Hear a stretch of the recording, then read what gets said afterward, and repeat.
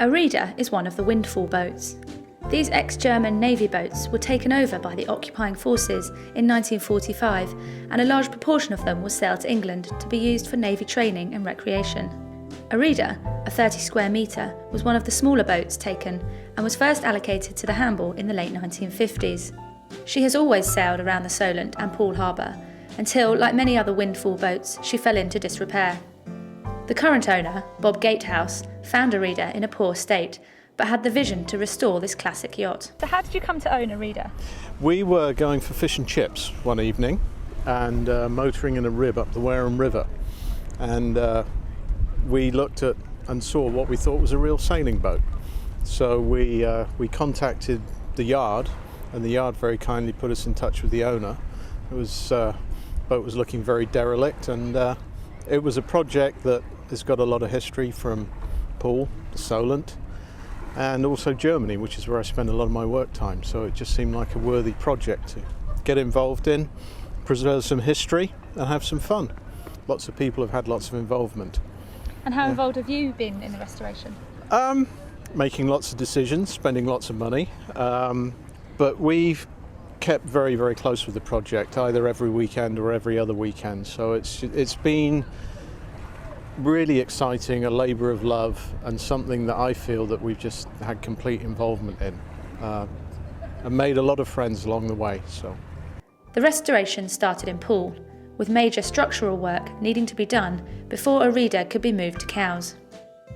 Spanning 26 weeks, the restoration, which started in April 2009, was more involved than anyone had anticipated at the start, as Lawrence Borer explains. Here we've put the new deck on, faired the top sides, repainted the top sides and fitted out the interior completely. Put the new rig in from John Corby and new sails from Ratsey's, and hopefully she'll be sailing very well again. And what's been the hardest part of the process? Trying to beat the time, forever giving the owner approximate dates and not being able to meet them. Purely because we decided that we wanted to make a special job of her, and the owner also wanted that to happen, so we came up with extra ideas all the way along through. In spring 2009, the boat came to Lallows by road, and the first job was to make her watertight. The keel came off and all the keel bolts were replaced, as well as the floor bolts. She was then able to go into the water and be towed round to Lallows boatyard, where she was brought up the slip and into the shed. I first got involved in Erida via Andy Castle, who contacted me, just phoned me up and said a friend of his had bought this little 30 square metre yacht and needed a bit of sort of design consultancy to do with IRC rating and possibly the rig, the sail plan and stuff. And having gone from a very, very minimal involvement, it's sort of grown, as I think the whole project has, by the way, into not just completing the original consultancy, but my own boat building team got involved in the early stages of the sort of grunty sanding and fairing and fiberglassing work that was done on the boat. What we're doing is we've already glass sheathed the deck, the new plywood deck, but what we're doing is we're actually running some very neat tape along the edge, which overlaps down onto the beam shelf, seals the edge of the ply, and makes it all neat and long lasting. So what I've done is I've wet out this glass, biaxial glass cloth on polythene, so means I can pass these tapes up to the boat like that. The polythene stops it all from falling apart, goes on really neatly, pull the polythene off, a nice job. Then we put a layer of this, which looks like dressmaking material, probably is, but we cover everything up with that, with our laminate. It's called peel ply, and we actually, when the resin's gone hard, we peel that off. It doesn't actually stick. You rip it off, it leaves a nice smooth surface on which to bond your next layer whatever it is. The process of applying the epoxy resin, filing, grinding and sanding the edges continued through many cycles until a totally smooth surface was achieved and the utility tow rail could be seamlessly attached.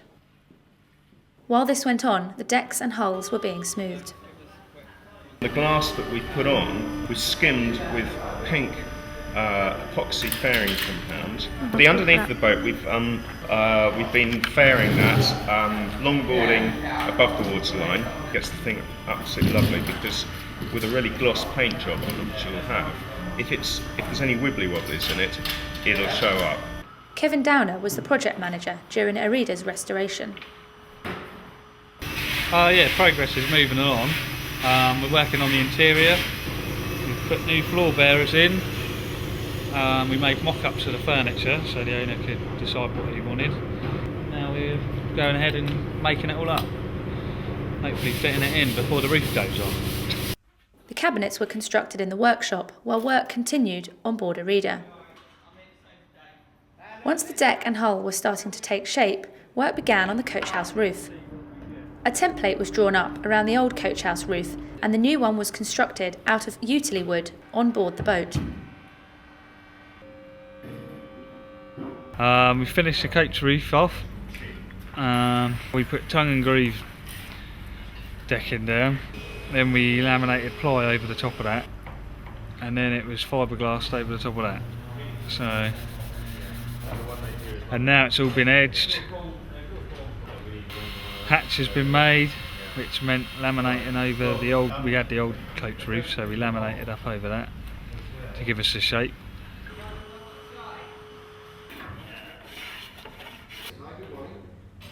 Last few days, back on the boat, we got the hatch surrounds on, the paint job's getting underway again.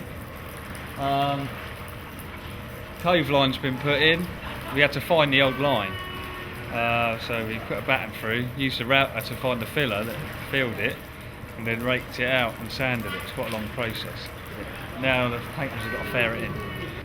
Yeah, we're getting there, and we've only got 3 weeks to go.